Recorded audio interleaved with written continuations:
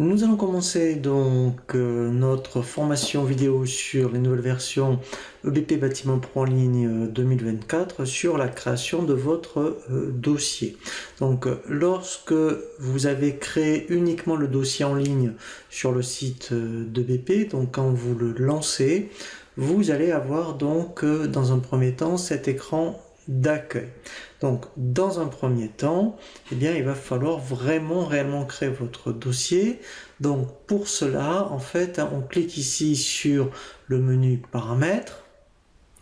Et ici, vous voyez, donc moi sur le site de BP, je l'appelais BAT Pro 2024.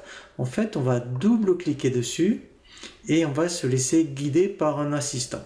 Donc là, je fais suivant. Ici, il faut vraiment mettre toutes les informations donc administratives. Donc là, je vais mettre SARL. Ici, donc, Mercier. Je vais mettre ici l'adresse.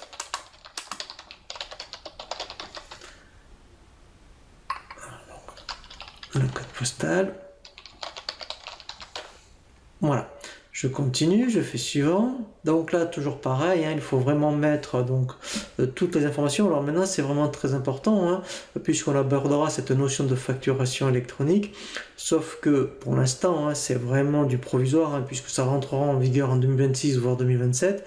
Là, en fait, mon objectif, c'est de vous sensibiliser sur vraiment les informations obligatoire dans un premier temps. Donc bien évidemment, ça aurait été votre adresse, mais après, ce qui est très important pour bien anticiper, je dirais, la mise en place de la facturation électronique, après votre adresse, ça sera donc bien sûr votre numéro de TVA Intracom, le SIRET et le code APE. Donc ici, en fait, alors ici, voilà, c'est très important, bien on a dit, alors nous, on va... Parce que vous avez deux possibilités dans le BP bâtiment, effectivement, puisque BP bâtiment, ça peut vraiment s'adresser à un grand nombre d'activités, pas nécessairement uniquement dans le bâtiment, mais vraiment pour d'autres activités. Ici, vous demande, par rapport à votre activité, est-ce que vous êtes donc de la prestation de service, donc ça peut être peinture, plomberie, électricité, ou livraison de biens, puisque effectivement, en fait, on peut se servir, on peut dériver, je dirais, la fonction EBP bâtiment sur d'autres activités, notamment dans du négoce, et dans ce cas-là, on laissera livraison de biens. Donc moi, dans un premier temps, je vais laisser prestation de service, et là, très important, donc ici, alors si j'étais logique, puisque je suis dans la prestation de service, je mettrai encaissement. Donc ici, en fait, en fonction de votre activité, si vous êtes dans le négoce, vous mettez débit. Si vous faites que de la prestation de service, vous mettez encaissement. Et d'ailleurs, moi, je vais mettre mixte. Quand vous faites les deux, bien, en fait, vous mettrez mixte. Donc là, il faudra bien mettre votre code SIRET, le code APE. Ici, alors moi, je vais le décocher pour gagner un peu de temps sur le tutoriel.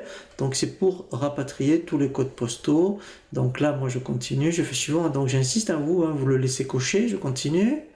Voilà, donc ici, en fait, c'est les fonctionnalités disponibles. On peut les activer ou désactiver à tout moment. Alors moi, dans un premier temps, je vais enlever certaines fonctionnalités pour pas m'alourdir, je dirais, en option dès le début.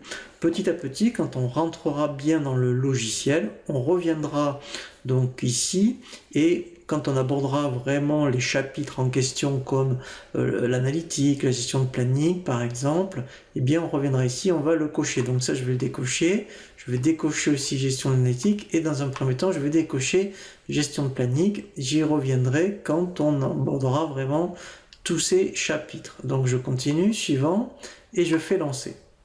Il a donc terminé, là vous voyez la création du dossier, je fais fermer. Donc là, pour l'instant, on a un tableau de bord qui est vide, ce qui est tout à fait normal.